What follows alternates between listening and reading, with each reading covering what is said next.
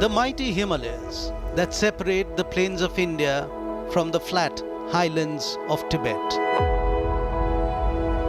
Arrayed across its length are the highest of mountain peaks that pierce the sky. This is natural beauty on display like no other. But with the beauty can come the danger of the beast, for nature can turn cruel at a moment's notice.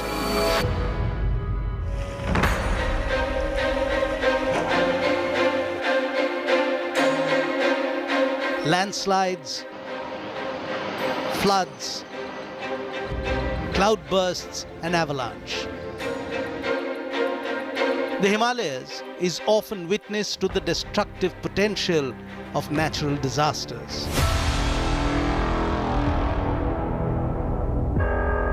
And this time, once again, a tragedy. Another of those unexpected cataclysms that come down the slopes to wipe everything away in its path. So why does it happen? Is it man-made? Is it natural? Is it the price of development? Why does it make you cry? The mountain?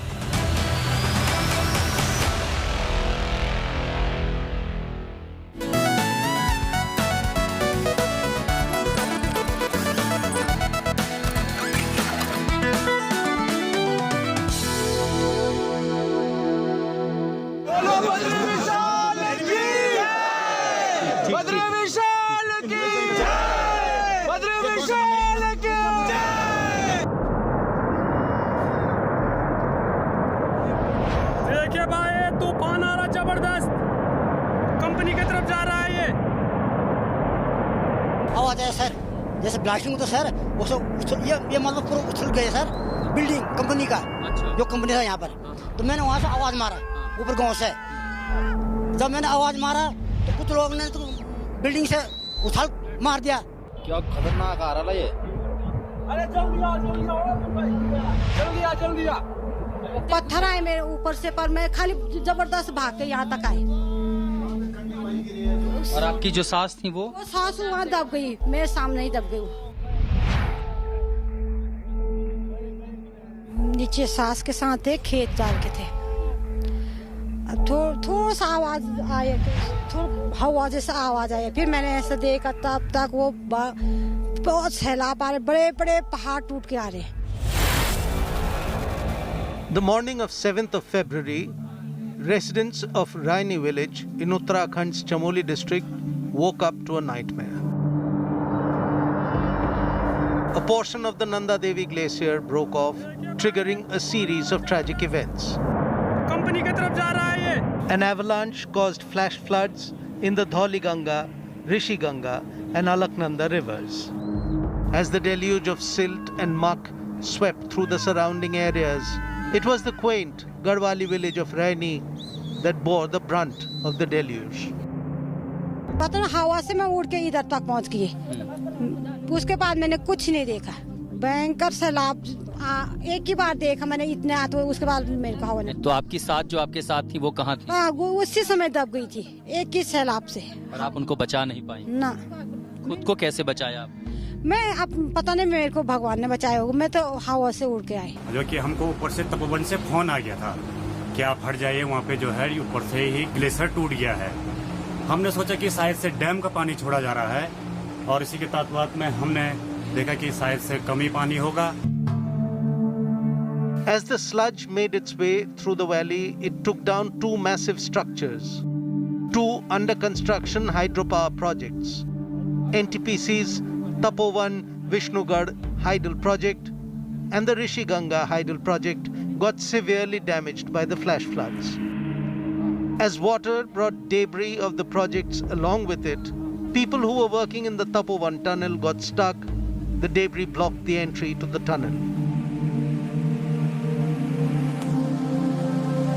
And as rescue operations began, one fact loomed large: the death toll would be high.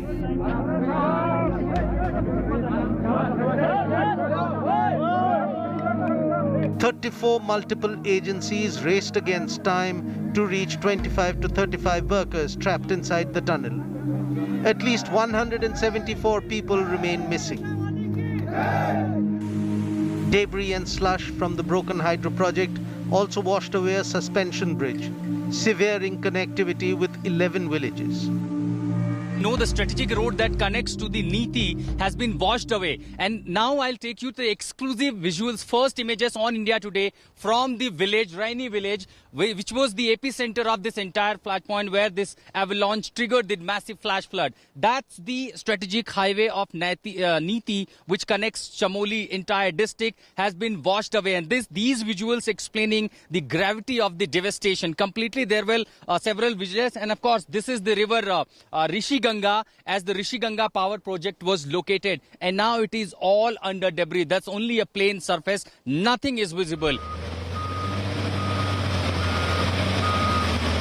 ITBP and NDRF personnel continued searching for the missing people, as some portion of the tunnel remained blocked due to the debris. देखिए अभी जो JCBs अंदर पहले एक एक जाता था, फिर दूसरा रेस्ट होके फिर अगला जाता था. अब कॉन्स्टेंटली एक अंदर जा रहा है, वो मलबा उठा के ले आ रहा है, दूसरा फिर जा रहा है, कोई ब्रेक नहीं है.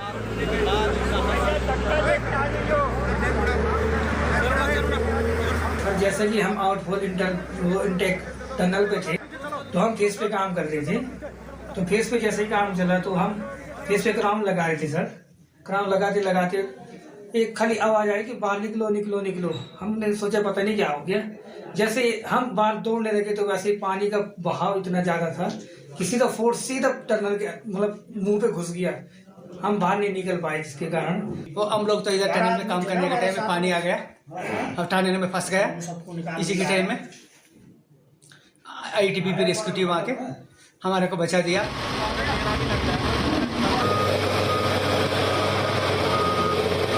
डेड बॉडीज या तो मलबे में हैं या तो नदी में बह गए हैं. तो हमें मलबे से 8 और नदी से 24, नदी में भी श्रीनगर तक हमें बॉडीज मिली हैं, तो 24, कुल 32 बॉडीज हमको अभी तक मिली हैं.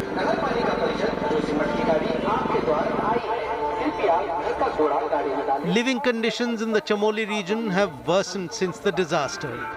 A cloud of doubt now looms large on tourism, which is the major source of income for people living in these higher reaches. जब से ये आपदा आई है तब से तो हमारा कारोबार बिल्कुल जीरो हो गया है. सबसे ज़्यादा सर्दियों में, विंटर में, फरवरी में ही होते थे. विंटर में तो इस बार तो बहुत अच्छे गेम्स भी थे, सब कैंसिल हो गया है. पहले लॉकडाउन हुआ करके फिर स्नो नहीं हुआ, फिर स्नो हुआ तो ये सब आ गया, मतलब सब कुछ खत्म हो गया. 7 तारीख से पहले तो अच्छा चलता था, यहाँ पे टूरिस्ट आता था, खूब आता था टूरिस्ट. दिन के 10 से 15 हज़ार हमारी सेल रहती थी. लेकिन जब से ये आपदा आई है तब से हमारा जो टारगेट है वो बिल्कुल जीरो हो गया है. एक भी टूरिस्ट आ नहीं रहा है. As the locals worry about their bread and butter, the NDRF and ITBP are struggling to provide relief measures to the survivors. Roads have been swept away, and with no connectivity, it remains difficult to get to those who still remain stranded. Uttarakhand has witnessed disasters like this in the past. But what led to the glacial burst on 7th of February? जहाँ तक scientific assumption की बात है वहाँ पे, तो कहीं ना कहीं वो चाहे या तो लैंडस्लाइड से या एवलांच से कोई वाटर चैनल ब्लॉक हुई है, पानी अकुमुलेट हुआ है, और वही अकुमुलेट वाटर जब सडन रिलीज हुआ डाउन स्ट्रीम में तो डिवास्टेशन हो गया उसमें.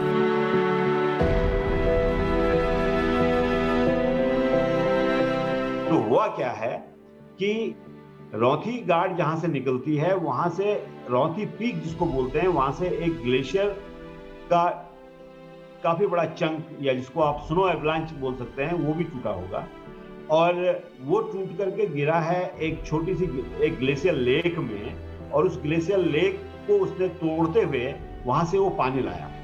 और पानी जब वो लाया तो लैंडस्लाइड भी हुई। लैंडस्लाइड में बहुत सारा डेब्रिज मटेरियल, जिसमें बड़े बड़े बोल्डर, सैंड, सिल्ट, क्ले, सब ये उसके साथ बहा के आ गए।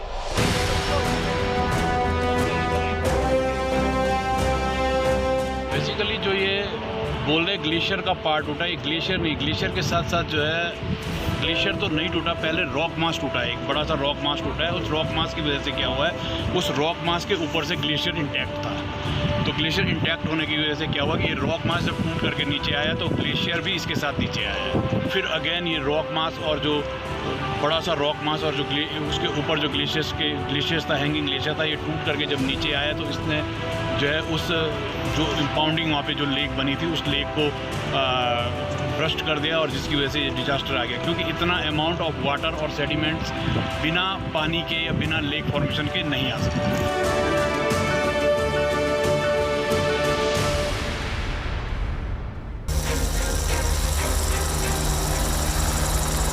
MI 26 वाला, बहुत बड़ा वाला है ये,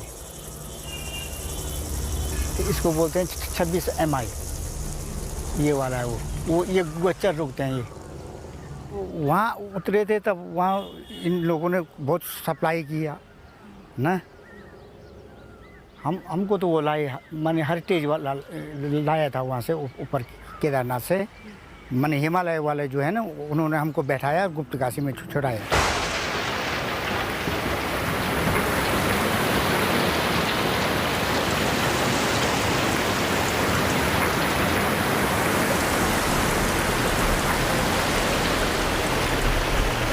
हाँ, 15 तारीख शाम से ही काफ़ी बारिश शुरू हो गई थी और हम लोगों का पूरा बचपन और युवावस्था जो है वो नदी के किनारे गुजरी है। तो एक था हम लोगों के मन में कि यार फ्लैश फ्लड आता है और धीरे धीरे एक झटके के बाद पानी का लेवल कम होने लगता है, लेकिन वो 16th कंटिन्यूस बारिश चलती रही और हमें लग रहा था कि शायद अब पानी कम हो जाएगा, अब पानी कम हो जाएगा, उसी चीज़ को मॉनिटर कर रहे थे। लेकिन 16th नाइट में उस दिन हमारे होटल में कम से कम 120 गेस्ट थे।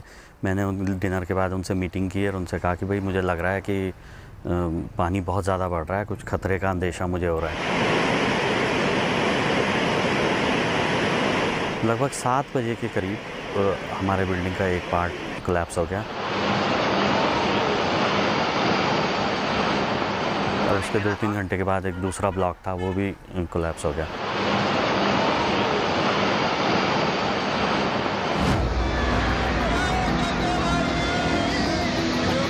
It was in June 2013 when the state of Uttarakhand was hit by the worst natural disaster of recent times, and the day still haunts the memories.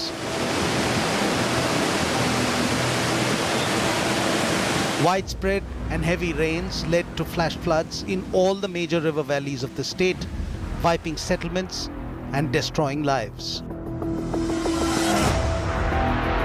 The world remembers the catastrophe as Kedarnath floods, where more than 5,000 people were reported to have died and thousands had gone missing.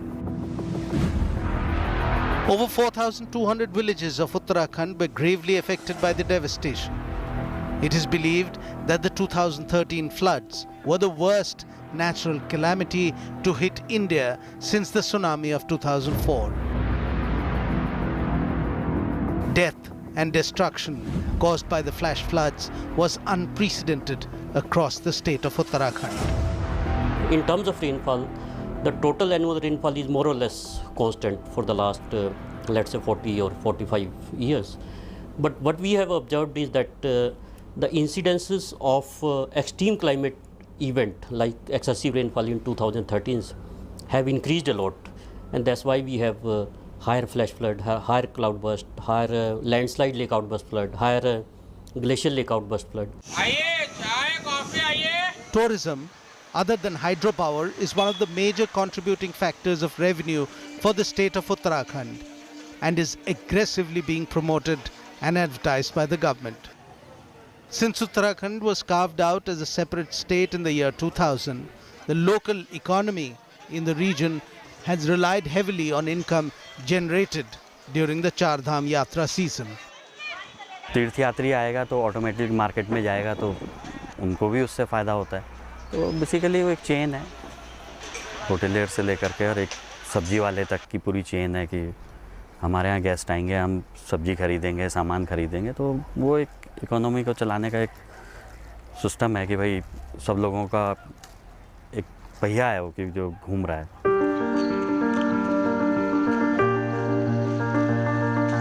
Hotels, restaurants and roads form the backbone of economy, which in turn is driven by money generated from tourism. A large number of constructions have mushroomed in the region, but experts warn that this rampant and unchecked construction has its own perils for the fragile mountains of the Himalayas. Well, if you interfere any slope, maybe for widening of road, for construction of tunnels, hydropower, bridges, dams, etc. I think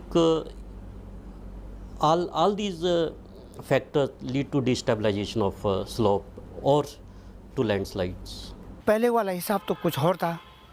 पहले घास फूस के मकान थे वहाँ, पहले पत्थर से बनते थे। पहले का तो लोग वो ईटा वोटा पत्थर पुतरने जानते, अब सारे उससे बनने लग गए हैं। As millions of devotees visit the state to bow before their gods, the fragile terrain of Uttarakhand reels from having to carry the burden. Ironically, the massive reconstruction that followed the 2013 floods and the substantial aid that had poured in to rebuild infrastructure ensured the further concretization of the environment. There is no convincing study yet which can give a very fundamental thing that what would be the carrying capacity of these terrains. The Himalayan state has a long history of natural calamities. Landslides, forest fires, cloudbursts and flash floods are a common phenomenon in the region. The lush mountains and glaciers of the region have been reeling under the effects of climate change. अब जो पहले जो है mountain में rainfall नहीं होती थी, now the rainfall area is increase. आपका रेनफॉल एरिया जो है आपको आज जो है 4500 तक रेन मिलती है, जबकि पहले आज से 20 साल 30 से 50 साल पहले जो वहाँ डेड स्नोफॉल होती थी। स्नो लाइन पीछे जा रही है। आपका जो है समर पीरियड जो है एक्सटेंड कर रहा है, विंटर श्रिंक कर रहा है। The Chamoli disaster has put the spotlight back on both climate change and construction in the Himalayas.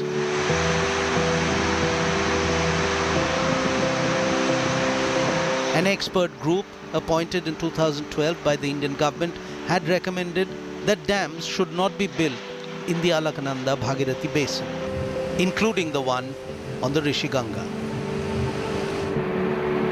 In 2014, another committee appointed by the Supreme Court had advised against building dams in the Paraglacial zone, an area where the valley floor is about 7,000 feet above sea level.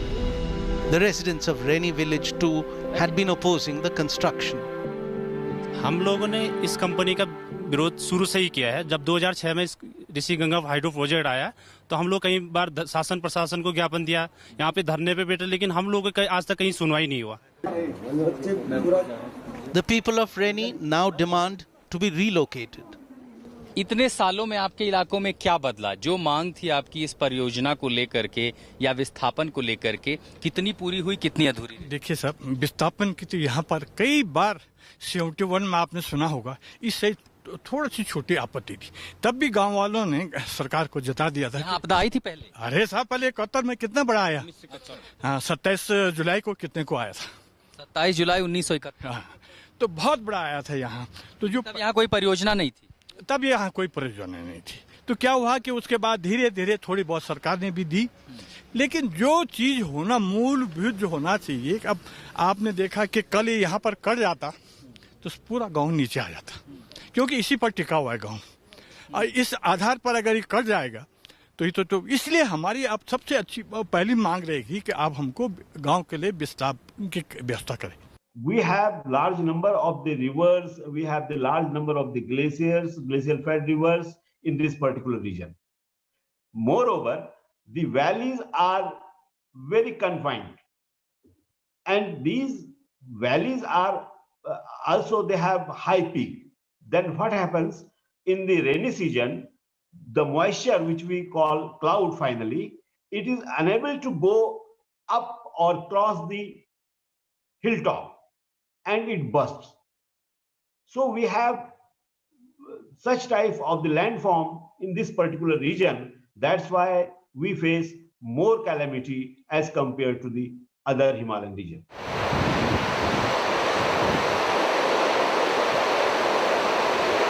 Uttarakhand's neighbor Himachal Pradesh too has been witnessing its share of disasters.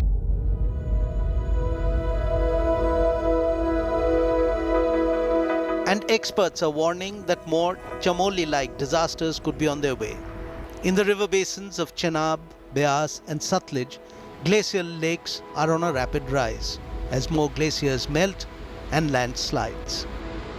12 Shigri glacier है लाहौल स्पीति ज़िले में, तो वो लगभग 137 square kilometre में, मतलब metre में फंसा हुआ किलोमीटर में है, जिसकी अब जो लेंथ है लगभग 27 किलोमीटर है। तो जो हमारे पास लिटरेचर अवेलेबल है, इंग्लिश लिटरेचर, जो पहले कभी यहाँ ट्रैवलर्स वगैरह है, तो बताते हैं कि कभी ग्लेशियर्स चंद्रा नदी तक आता था, तो इस प्रकार से वो रिसीड कर रहा है।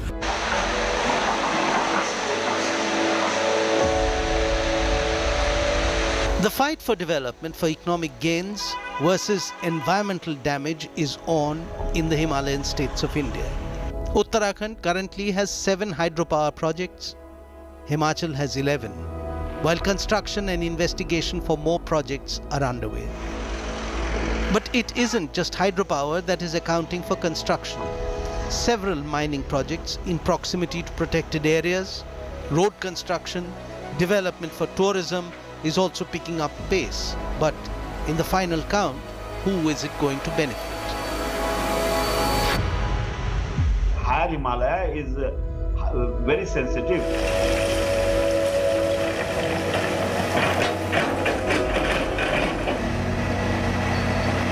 One kilometer road in the hills, if it is constructed, it creates 20,000 to 60,000 cubic meter muck. जो आपके साथ थी वो कहाँ थी? हाँ, वो उसी समय दब गई थी, एक ही सैलाब से। आप उनको बचा नहीं पाए? ना।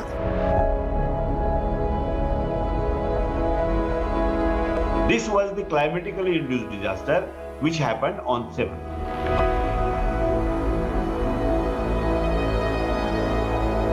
वही टाइम में हम लोग गढ़वाली गाना गाया, कई हमारा साथी नेपाली गाना गाया, थोड़ा एक्सरसाइज किया। कम से कम 2-2.5 मीटर पानी हमारे छाती तक पूरा पानी भरा था, तो हम एक दूसरे को पकड़ के या सरिया पकड़ के खड़े रहे एक जगह। We can utilize the resources of the Himalaya, but scientifically and taking care of the geology and geography of the Himalaya.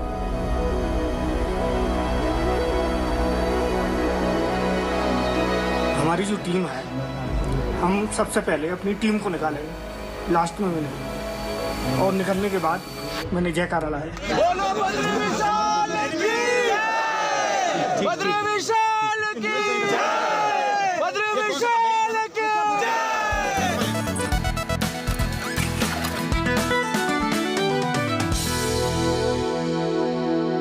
Hi everyone, Preeti Chaudhary here. Hope you like this video. For latest news and analysis, like and subscribe to the India Today YouTube channel. And don't forget to press the bell icon to stay updated. Thank you for watching.